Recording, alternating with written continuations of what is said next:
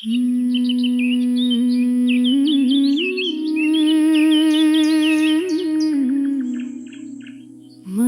के घर रे संगी,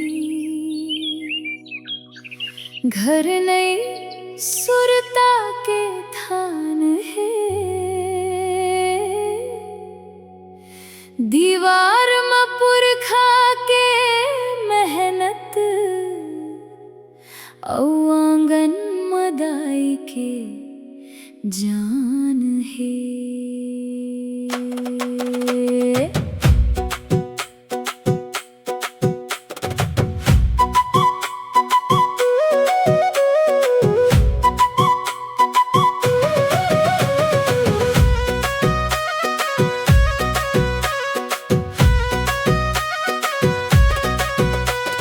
माटी के घर में ठंडक हवे, गर्मी घलो हार जाथे। खपरेल छानी के नीचे मन अपन ठाव पाथे। आंगन लिपे दाई हार, गोबर माटी ले बिहान। तुलसी चौरा मुस्काथे, जग जाथे घर परिवार।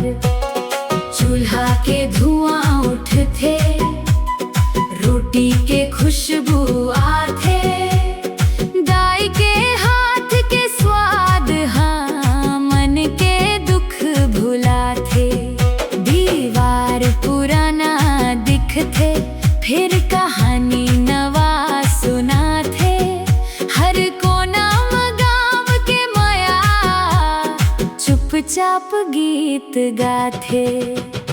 पक्का मकान बने जाही, शहर घलो बस जाही।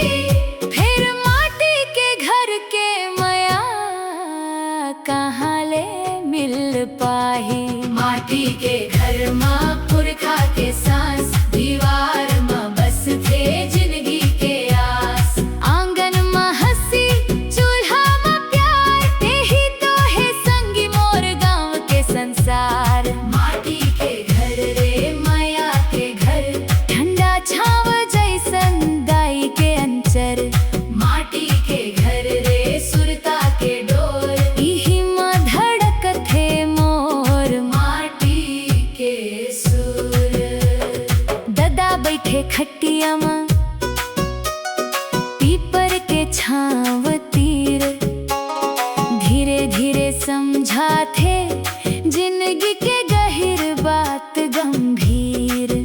बेटा धन दौलत आवे जावे, माटी ला कभू झन भूल। जेन घर ते छोड़त हस, ओही हतोर असली मूल। लइका मन आंगन में खेले, बिना खिलौना बिना मोबाइल। हंसी रहे अब बड़े चंगा, दाई के गोद दादा के बात, संगी मन के टोली। माटी के घर में बीत गे सबले सुघर भोली।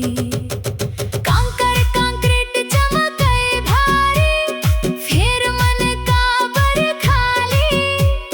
माटी के घर में मिलथे संगी, दुनिया ले निराली। माटी के घर में पुरखा के सांस, दीवार में बस थे जिंदगी के आस। आंगन में हंसी, चूल्हा में प्यार, यही तो है संगी मोर गाँव के संसार। माटी के घर रे माया के घर, ठंडा छाव जैसन दाई के अंचर।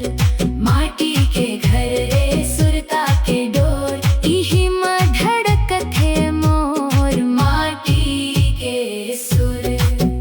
आज घलो जब गाँव जात हवा, दुआर हमोला चिन्हथे। फूटा पर्दा पुराना दरवाजा, मोर नाव ले बोलथे।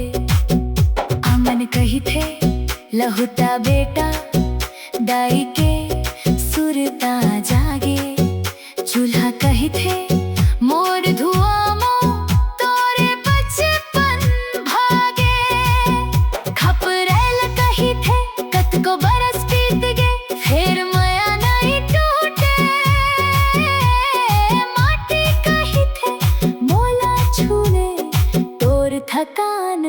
छूटे।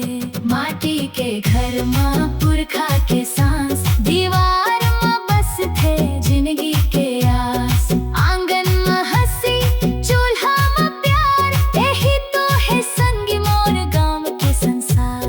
माटी के घर रे माया के घर, ठंडा छाव जैसन दाई के अंचर। माटी के घर रे सुरता के डोर, यही माँ धड़क थे मोर माटी के सुर। घर बड़ा हो ही दुनिया चमक ही, फिर मन ला चैन कहाँ।